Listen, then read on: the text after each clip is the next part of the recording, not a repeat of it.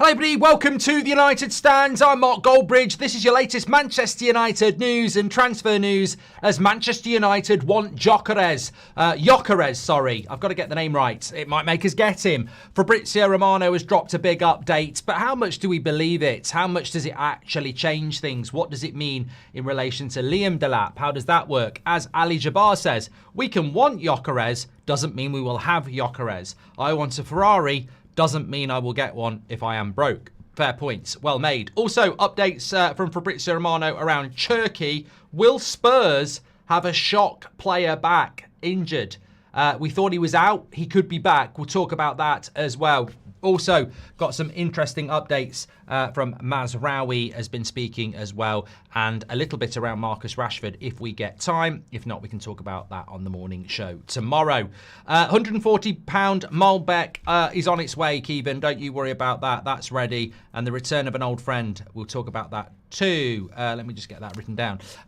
Okay, so let's start off with this straight away. No messing around. Fabrizio Romano has given an update today. He has said this. The Premier League remains the most likely destination for Gyokeres this summer. He will leave Sporting for £50 to £55 million package deal.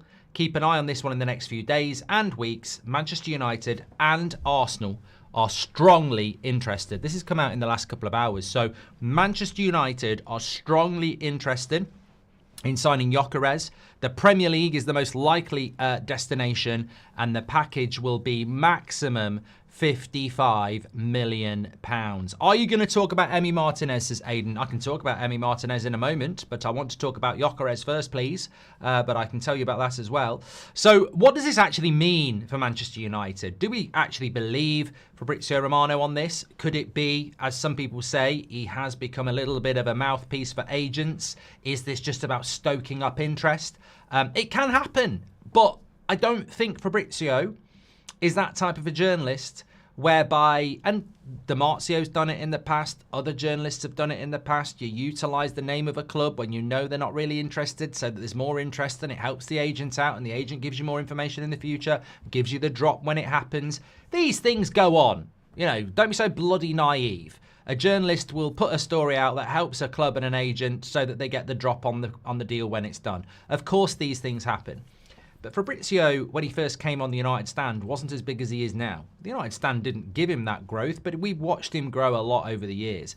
And he's always appreciated the Manchester United fan base. In fact, Manchester United fans are the ones that Fabrizio's always had the growth from the most. In fact, in recent years, yes, there has been that acknowledgement of Arsenal fans and Liverpool fans, but he actually started off the here we go stuff with Manchester United. So I don't think Fabrizio is going to forget that, and I don't think he's just going to throw Man United in the ring when he knows a lot of his followers are Man United fans and he knows how much many of us would love to be in the race for Gyokeres. I genuinely believe that we are in the race for Gyokeres. That is my belief. I think the fair question has to be, why is Liam Delap the priority then, Mark? To which the answer has always been the same. When we broke that story 2 months ago, that Man United were confident that they'd beaten Chelsea and that Liam Delap was the priority, I didn't want to break that story. I knew it was from a good source. But we did say it at the time, and we have said it since. Ruben Amorim did not walk into the club in November and go, I tell you what I want, what I really, really want. I want Liam Delap. That's the player that's going to get this club back on the map. It's Liam Delap. He didn't do that. What happened is Ruben Amorim walked in and said, I want Gyokeres. This is the striker that's going to get the best out of the young strikers we've already got. This is the player that's going to hit the ground running. This is the player that will transform this football club. This is the experienced striker you need, and this is the player that knows my system like the back of my hand. Amorim wants Gyokeres, and that's always been the case. The problem is Wilcox wants Delap, and you've therefore got this contradiction between the two big voices in the boardroom. Amorim wants Gyokeres, Wilcox wants Delap. Now, the person who should win this is probably, if we're being completely fair, Wilcox. How many times have we said, you know, the club should have said no to Onana and kept De Gea, but they listened to Ten Hag? This has happened a lot of times. So I'm not here to say we shouldn't be listening to Wilcox. That's his job. Doesn't mean he'll get it right, but that is his job. And also, what you also have to remember is there is a little bit of an if here. We are prioritising Delap because when we started prioritising Delap, we weren't even in the semi-finals of the Europa League and we were never getting Champions League football through the Prem. So prioritising Delap is probably because he's going to cost £30 million and we didn't know that we were going to potentially get Champions League football. I think if we win on Wednesday, there is a very real possibility that we will go for Gyokeres. And I think that fits in with what Romano is saying, is that Manchester United are strongly interested in Gyokeres, which means we are strongly interested in Gyokeres. So how can we be prioritising Delap? Well, I think we're prioritising Delap based on not getting Gyokeres or losing on Wednesday. I think that's the story. I don't think if we win on Wednesday and Amrin walks in and says £55 million deal for Gyokeres, he will come. I don't think Wilcox is going to go, forget it, we're getting Liam Delap. I think we will get Gyokeres because I don't think Jason Wilcox is actually sat there going, I want Liam Delap over Gyokeres. I think he wants Liam Delap because he likes him, but I also think he's fully aware that if we can get Gyokeres, that's the deal we'll go for. What about both? Hey, great point, Renard. What about both? It's not beyond the realms of possibility. I mean, I don't think so. I don't think so, but I wouldn't say no. I mean, Rasmus could go. Xerxes could go. Delap could come in. Gyokeres could come in. And I don't think anybody would massively complain about that. But the main thing is get Gyokeres. That's the thing. And I think that, as Robert says, he might want Delap regardless. Amrim does like him. Robert, do you hang around with Amrim and definitely know that? I certainly don't. I don't know that for a fact. I think he wants Gyokeres. I think Delap has obviously been agreed as to be a target in different circumstances. But as somebody just said there, we could go for both. But I think the key thing is, let's just not get stressed about Wilcox being a prat or this, that and the other, because I genuinely think if we win on Wednesday and we wake up on Thursday morning and Gyokeres is like, I want to come to United, United will do the deal. The gap in price is just is non-existent, really. We've got a good relationship with Sporting. We dealt with Sporting in the right way with Amrim. Amrim's got a good relationship with Sporting. Gyokeres has got a good relationship with Amrim. If we have the money, I think we can do the deal. Apart from Arsenal may well have done more than us. I mean, the thing that worries me the most is that we win on Wednesday, we knock on the door, and Arsenal present a better package, and we can't do anything about that because then you're in the realms of, you know, I saw a clip last week of some prat who was trying to make out that he slept at Carrington to get the Anthony deal over the line, and I'm thinking, what are we meant to do? Applaud you? I mean, come on. Just because we're in the race doesn't mean we're going to win the race. And we will have the finances to do it, but Arsenal might offer up a better deal. We'll just have to wait and see. Didn't he try to sign him for Sporting, says Robert McCormack? I don't know, Robert. I don't know. But let's not get lost in, complications or guesswork. The reality is nobody's picking Liam Delap ahead of Gyokeres, are they? And if they are, then I wouldn't trust them. If we're getting both, fine. If we're going for Delap because we can't get Gyokeres, fine. But if we're going for Delap instead of Gyokeres, people need sacking. That's all I'm saying. Evening legendary community, says Mike. I do think Gyokeres is dependent on winning the Europa League. I really hope not. Oh, 100%. 100%. No bullshit, Mike. 100%. If we don't win on Wednesday, forget this. Forget it. It doesn't happen. It absolutely doesn't happen. If we do win on Wednesday, I still think Arsenal are favourites because they're a better run club than us, but we would have a chance. If we don't win on Wednesday, we've got no chance. I should have said that from the start. I thought most people would know that. Yeah, 100%, not a chance at all if we don't win on Wednesday. Not a chance at all. But look, I take it as a positive to have Fabrizio Romano in the last couple of hours saying that the deal will be £55 million top, and that he's strongly interested, Manchester United are strongly interested. Good. And let me just say this. Break it down like this.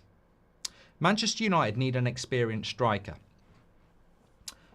Ruben Amorim plays a distinctive brand of football. There is a 26-year-old striker who has played for Ruben Amorim and scored a shitload of goals and is experienced. if we're not all over this deal, what the bloody hell are we doing? We need an experienced striker who can score goals, and we need somebody that can play Amarim's system. And Gyokeres ticks both boxes at £55 million. If we're not looking at this deal, well, we may as well not bother. So, you know, it's not even about an either or. It's about this needs to be the deal we're all over.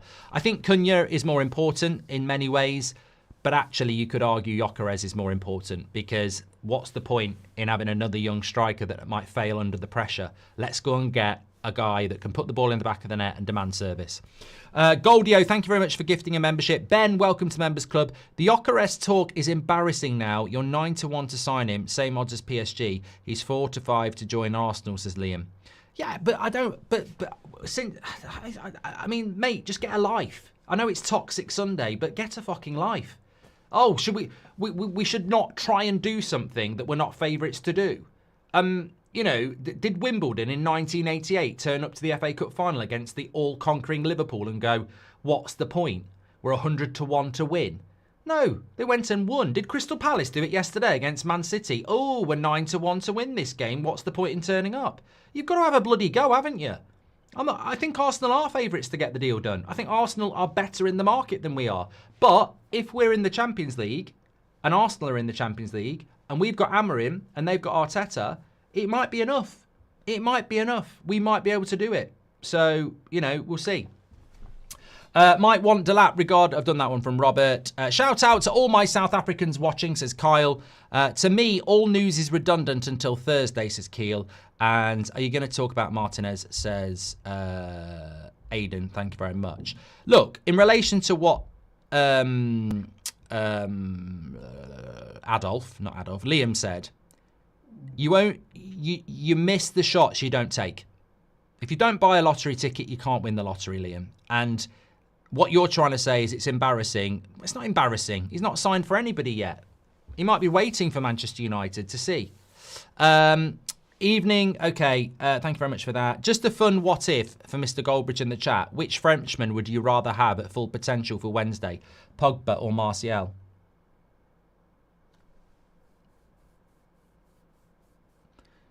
I think we'd take Martial, wouldn't we? Because our midfield can probably get by. Pogba's better than a lot of our midfielders on his day, but having Martial as a striker, I think, would help.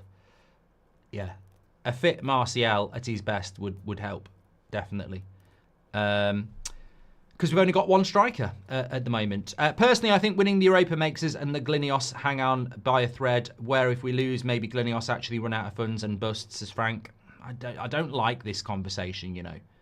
I don't like this conversation, and Frank's not to blame for it. There's a lot of people out there that are building myths about if we lose on Wednesday, it might force the Glazers and the Sir Jim Radcliffe out of the football club. It's a myth. It's really dangerous to follow a myth. Can't you remember those people out there, those aggregators who were pro Sir Jim Radcliffe and said if he gets the club, he's got a plan to buy the club outright by 2026? It's amazing how people still listen to these people who put these lies out. Like, they literally sold a lie. If Sir Jim Radcliffe buys the club, he will own all of it by 2026. What? The 2026, which is in 6 months' time? And it's not even happening anyway. Don't fall into the trap that it's okay to lose on Wednesday because the Glazers and Sir Jim Radcliffe might leave. On Thursday, they might announce the regeneration project and they'll never leave. So don't for 1 minute try and build a scenario in your head where losing on Wednesday might be a good thing. It's a horrible thing. We cannot lose, like Just Kevin said. Jacob says, all the best for Wednesday. Hopefully Man United can do you proud. Wish me luck for my first 2 A-levels tomorrow. Good luck to Jacob in his A-levels. Good luck to everybody in their A-levels and their GCSEs. He's ours. Stop trying to copy us, says Zane. I would say, Zane, you've copied us. Amarim built Gyokeres and you're buying him for Arsenal. How can we be copying you? Amarim built Gyokeres. Frank, thank you very much for that as well. Don't think we'll ever sign both. Delap is in demand, so doubt he accepts being backup. You must be in the race when a Gyokeres is available for 55 million, says Chuffbridge. I think that's a good point as well. Liam Delap seems to want to wait to see what's the best option. He's looking at Champions League, etc.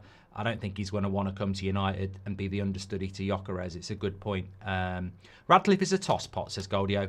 Real Madrid were favourites for Euro. We still got him. So if we get in the Champions League, you never know, says Emily Derry. You give him even more hope. 55 million is an absolute bargain for Gyokeres, says Jack. I'd give him 250 grand a week and 55 million to Sporting. Yeah, easily. Long FA Cup final, Mark. Going to be 10 times worse on Wednesday, says Corbin.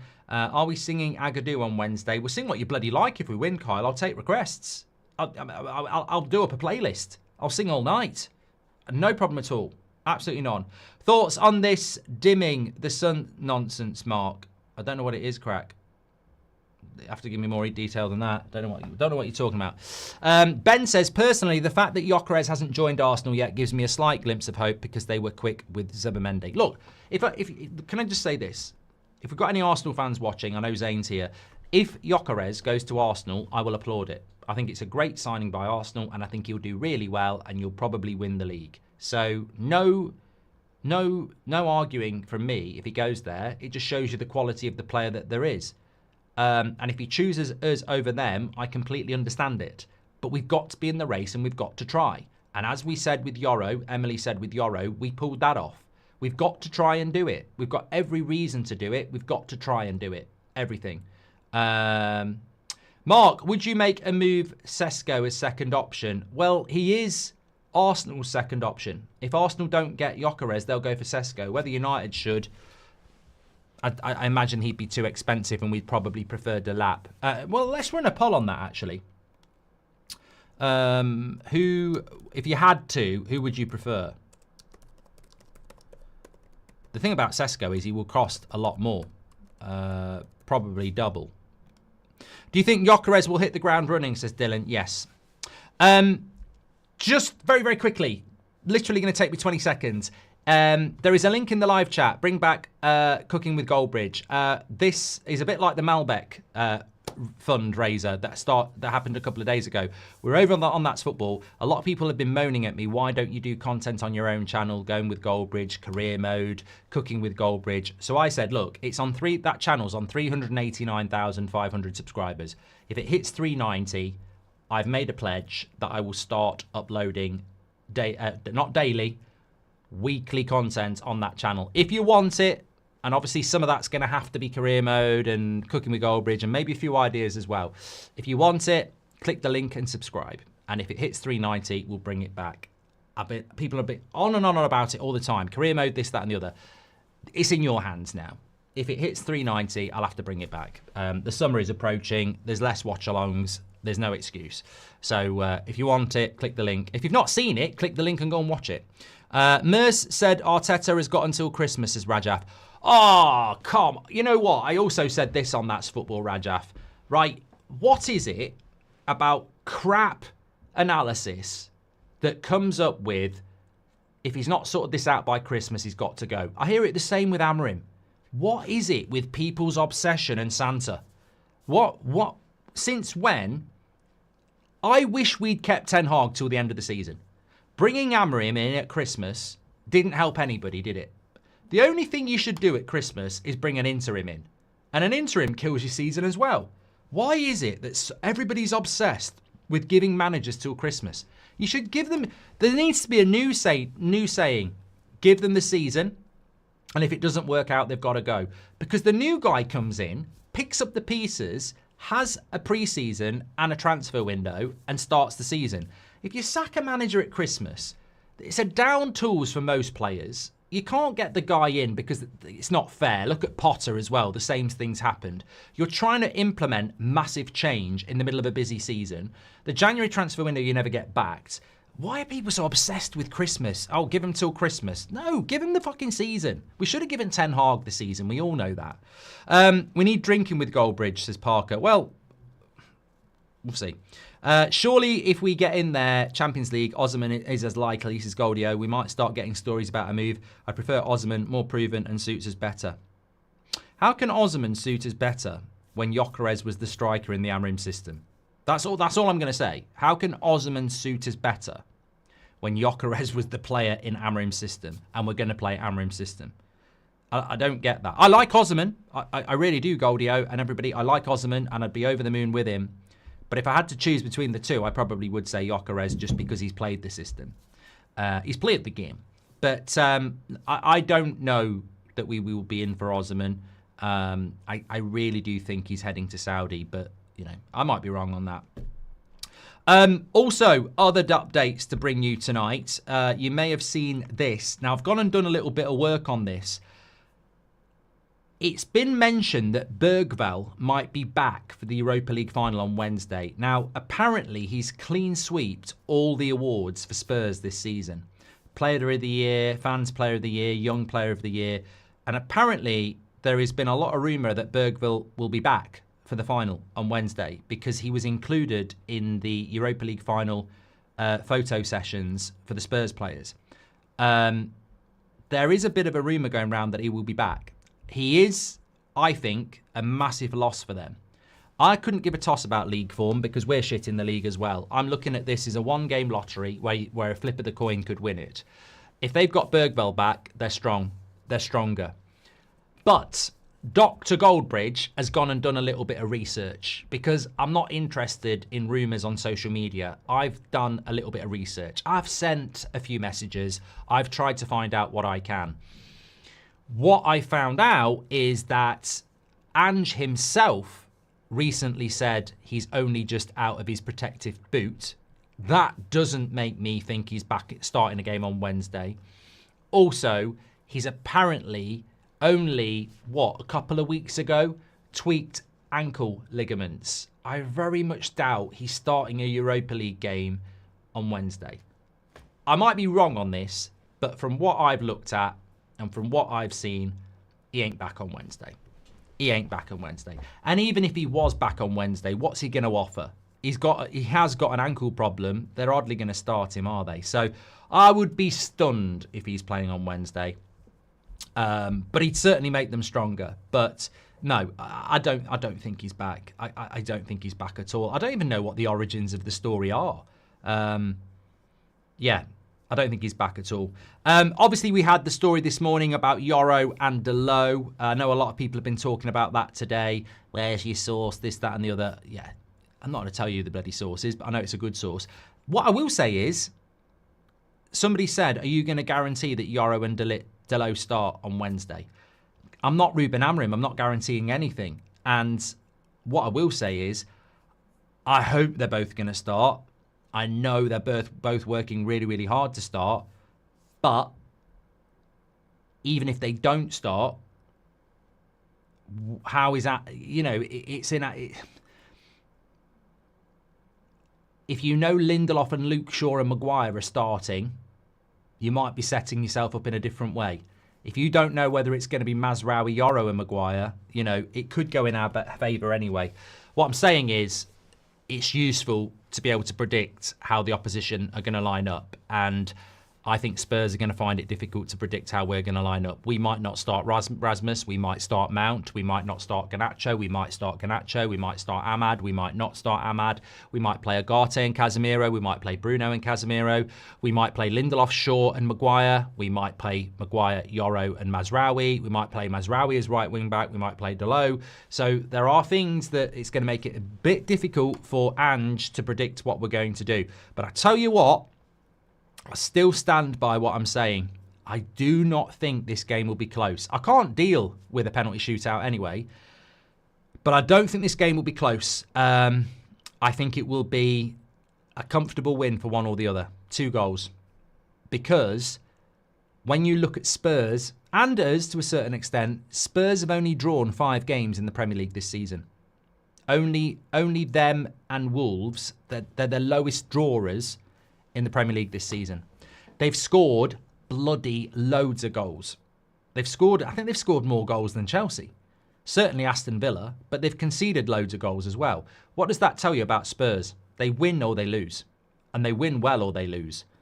They're not really a drawing team.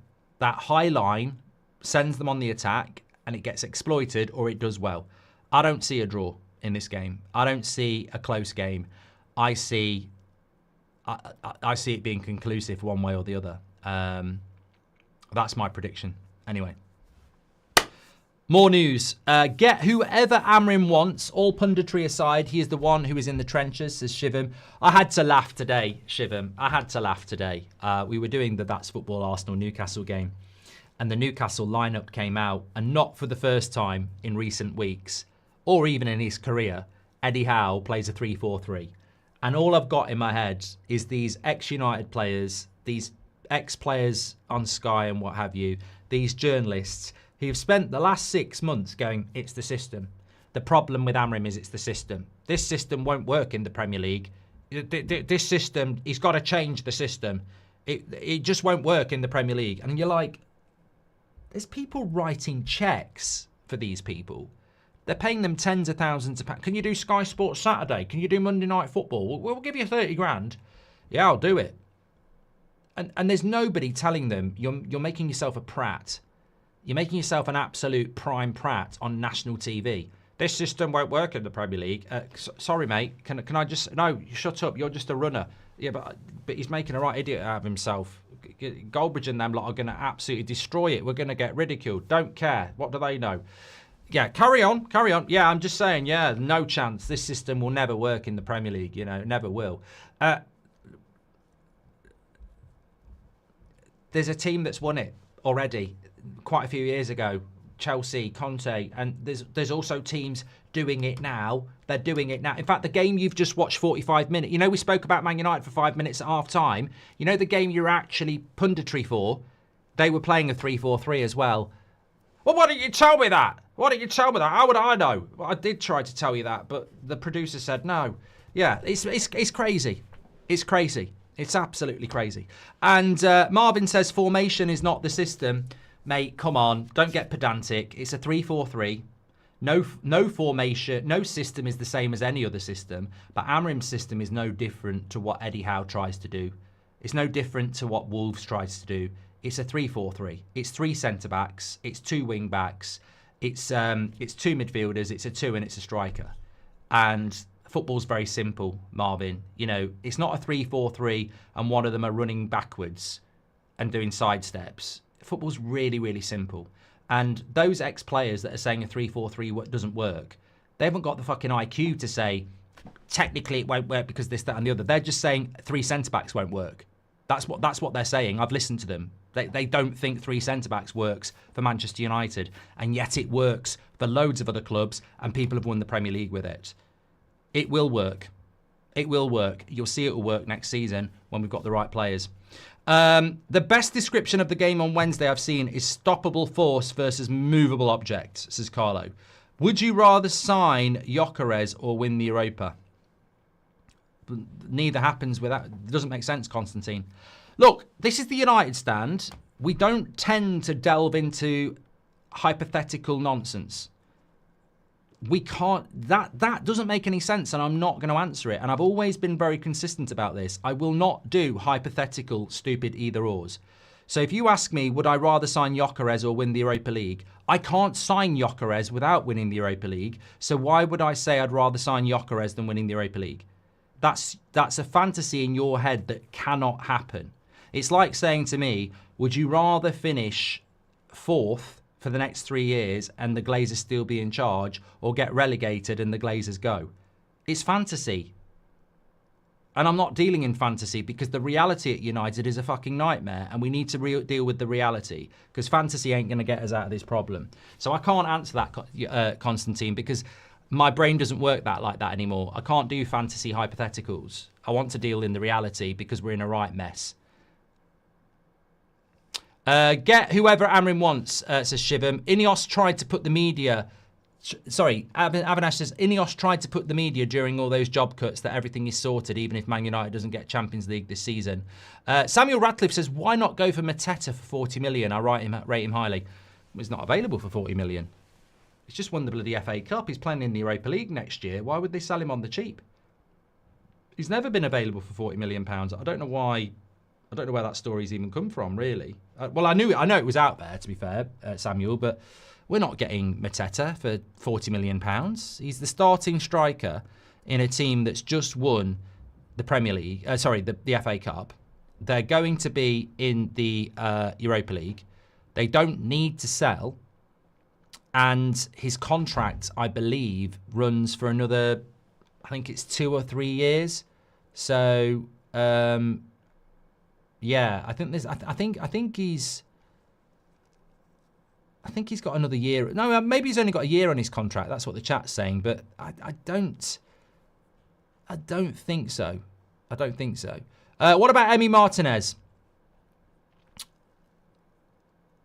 I think Aston Villa are selling Emi Martinez because they need money to help them fund the summer. You know, like this old Douglas Luiz and Duran. I think Villa still need to sell to buy. And I think that Martinez is going to be a player that they do that with.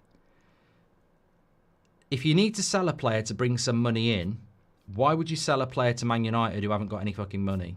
I think Emi Martinez is going to Saudi because it's the only thing that makes sense. He's a really important player for Aston Villa. He's a really good player for Aston Villa. And I think that Aston Villa have already shown what you can do with Saudi and Duran. I think he's going to Saudi. I think that's where he's heading. I don't think he's going to Manchester United. I think didn't Fabrizio post something about it, but it wasn't his story. I don't think there's anything in that at all. I think it's completely. I wouldn't mind him. I think he's got the right personality to be a Man United goalkeeper, and I don't have any information on this. I just have observation. But I think he's going to Saudi. I think they're doing it because they want money. We won't be able to give them money. We'll give them installments. They won't sell their goalkeeper on installments. They will want the money up front, and Saudi will give them the money up front. So I don't see it at all. Mate, Emi said he ain't going to Saudi already, says Sully. We'll see where he goes then, mate. I'm not convinced he's coming to Manchester United at all. I think it's complete another bollocks. I'll tell you what, I will take a little note for that, and when it happens, I will come back and Sully, we'll have a chat. And if you're right, you're right. But are you saying he's signing for Man United then? I don't think he's signing for Man United. I think it's another load of shit story that won't happen. But if it happens, I would be really, really happy. Stephen Matthews, you got yourself blocked. Welcome to Toxic Sunday. Trade Rashi plus some cash for Dibu, says Mrs. Stone. And I think Gyokeres is loyal to Amrin but wants Champions League football for his career. And that's why we don't know where he's going until the final, says Payne. Sit deep and counter against Spurs high line on Wednesday, says Anthony.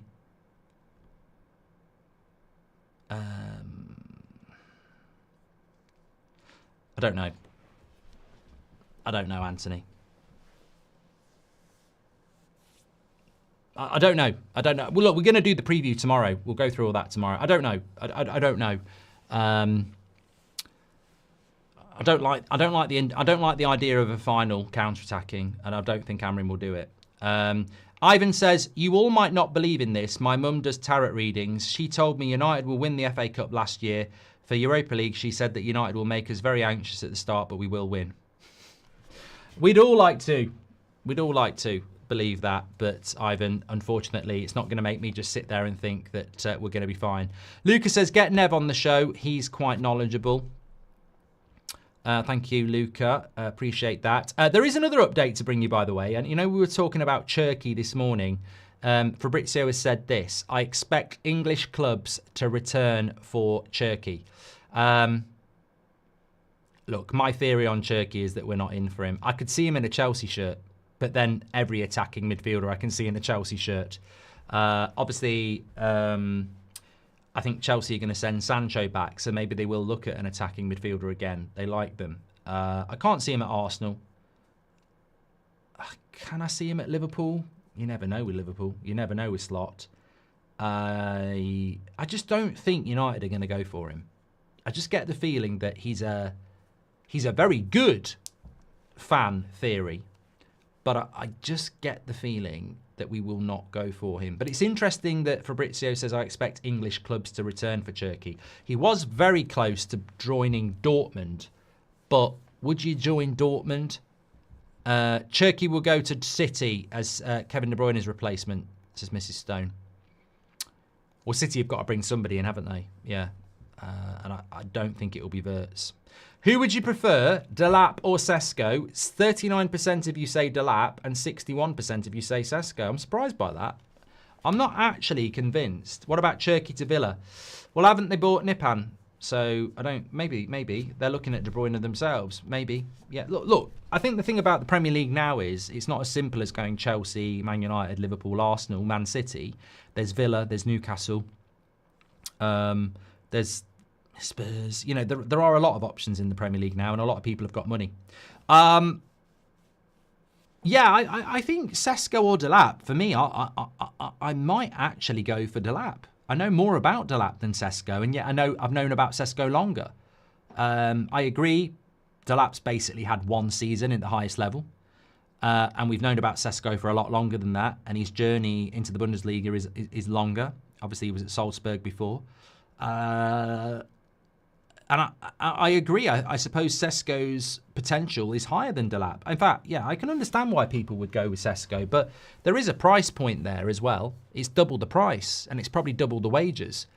And he'd still be dead, but Sesko's not Osman and Sesko's not Gyokeres, but you're paying that price. Sesko's not experienced in the sense of, okay, he's got Bundesliga experience, he's got UCL experience, Champions League, but I wouldn't expect him to come to Man United and score 20 goals straight away. And people will say, well, Erling Haaland did, but I think you're paying Gyokeres prices for a player that I don't think you could reasonably say is going to give you those goals.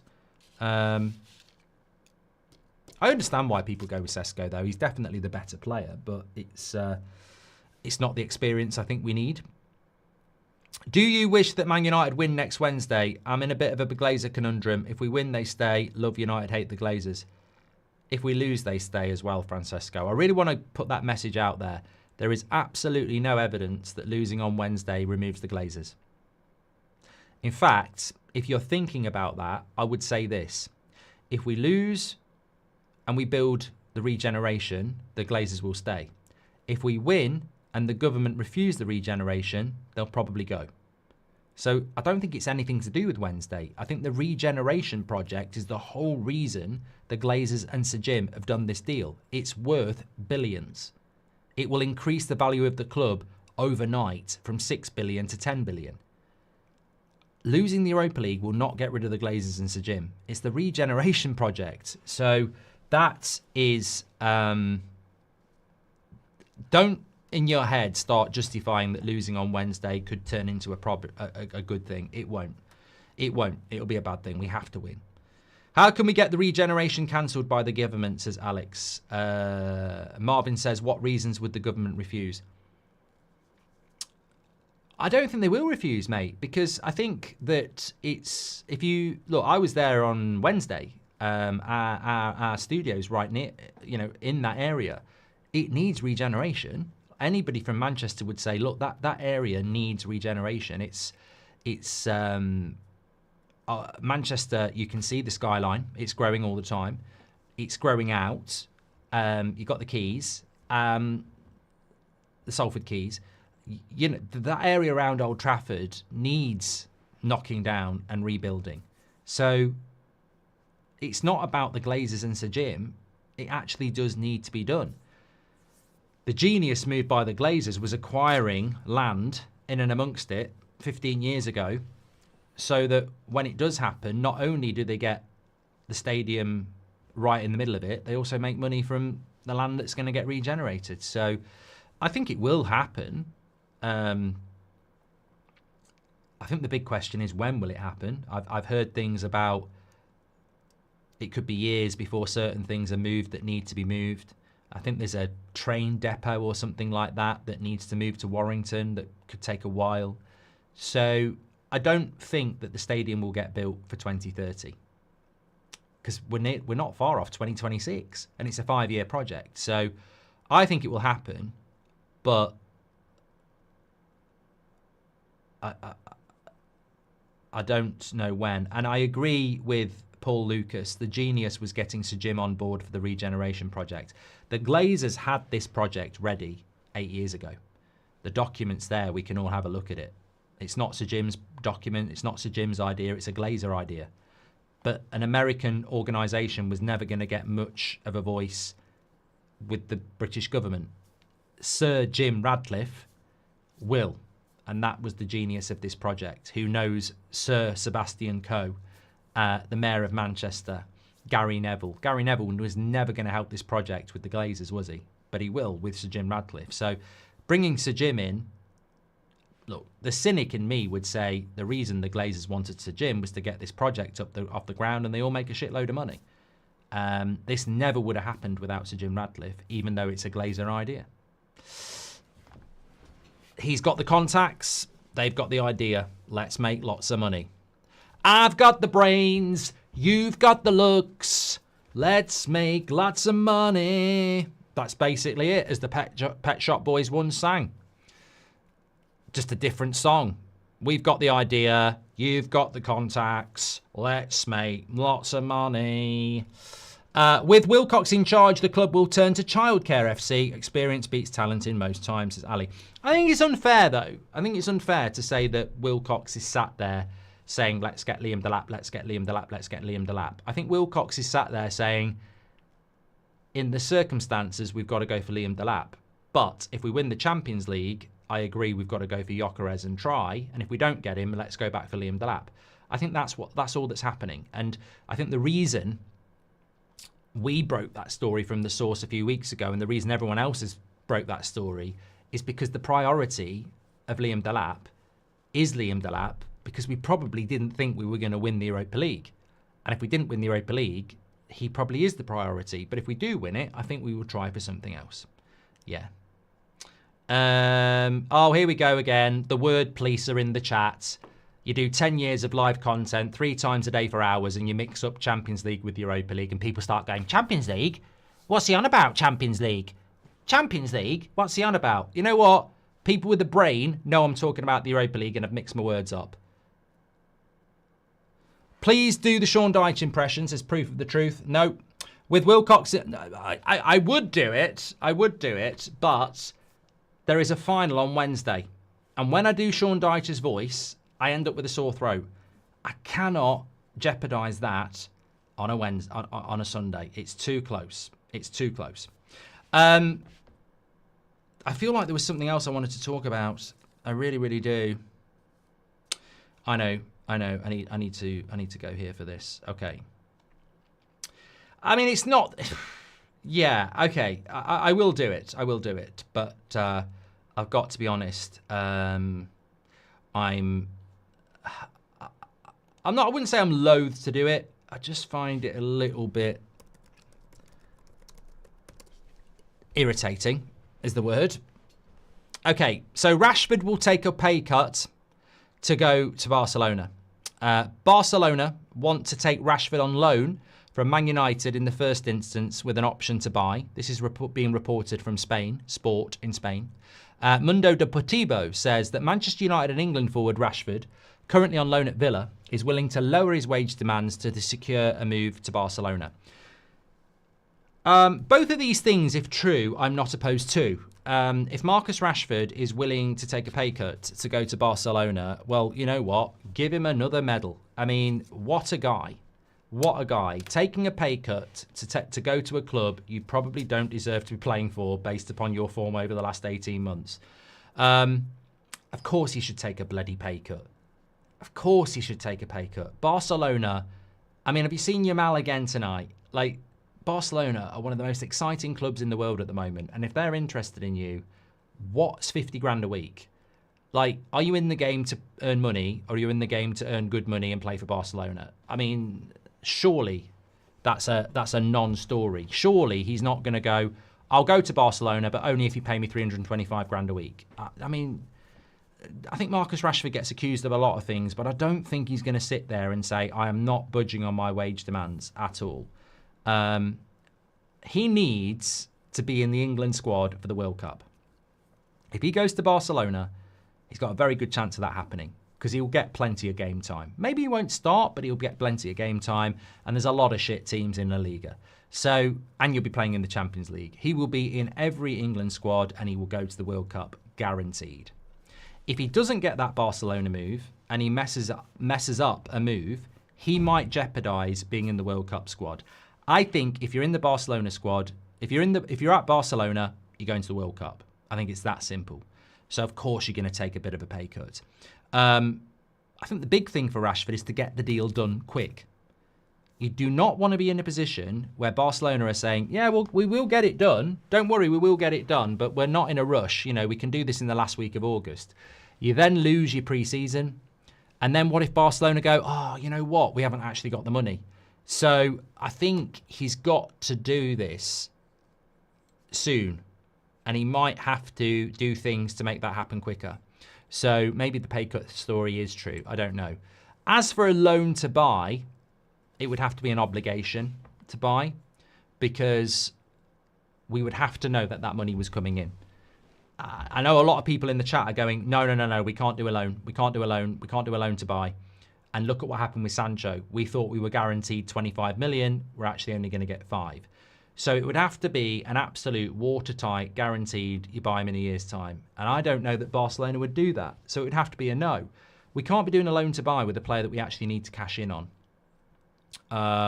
It doesn't mean we won't do it, but I just wouldn't trust it based on the lie of the Sancho deal. I can't believe that we were told we were guaranteed 25 million from Sancho, and every journalist and Man United were happy for the fans to labour under that lie. And then a couple of months ago, we got told, oh, actually, you know, that's not the case. They can send him back for 5 million. So I don't trust loan to buys now. And I think we do need the money, really. If we win on Wednesday, Mark, you should take Seb to the first United Champions League match next season. Thanks, Joel. Thanks for the parenting advice. Love that. Could you send me an email with some more? Please do the... I'm taking the piss. I'm in a very sarcastic mood today. Please do the Sean Dyche impressions as proof of truth. No. At the end of the day, I could probably do a bit of... I sometimes can do Ange. Let me see if I can do Ange. I'm fucking fed up. I can't do it now. I can't do it unprompted. Fucking, you know, at the end of the day, you know, people keep talking nonsense about Bergvall being back. If Bergvall was fucking back, I'd fucking tell you about it. I can't do it. I've lost my Ange one now. I'd learnt it and I can't do it. Ange. At the end of the day, if Bergvall was back, you know, I'd be the first to tell you about it. But you know, I couldn't give a Castlemaine fucking Forex. You know, at the end of the day, he ain't back. And, you know, I'm getting a bit emotional here because I'm probably going to lose my job. And, you know, people are always taking a pop at me. And, you know, I've got to try and, you know, get this Spurs side. And I'm breaking up a little bit here, you know. I've got to try and win this game. And people are talking shit about Bergvall, and I just don't really know what to do, you know. I'm playing a high line, and, you know, I'm watching Neighbours, and Russell Crowe Gladiator, you know, fellow Australian, and I'm trying my best, and, you know, stupid people keep coming at me with comments about Bergvall, and, you know, he's fucking injured, mate, you know. I didn't do it. You know, I wish he was fit, but, you know, he ain't going to be fit. And, you know, we've got Solanke and Sonny, and, you know, we're going to go out there and, you know, I'm just jealous if United win it because, you know, just taking the piss, you know, they're going to have a barbecue. You know, is that a pop at me? You know, I might not be English, but, you know, why are they having a fucking barbecue? You know, they're taking the piss. I'll put a shrimp on the barbie because Ange has lost. You know, fuck off, Sir Jim. Wasn't that bad. Wasn't that bad. Mate. Would you sign Simmons and Cunha and put Bruno centre mid? Says Luciano. What, for Wednesday? No. I think with Bruno, the long-term plan is to play him as a midfielder, definitely. I win trophies in my second season, mate. Yeah, you know, I win trophies in my second season, mate. So, you know, you can shove your fucking Barbie, mate, up your arse. I'm getting a bit emotional here. And I don't appreciate your tone, if I'm being honest. I ain't your mate. Never going to be your fucking mate.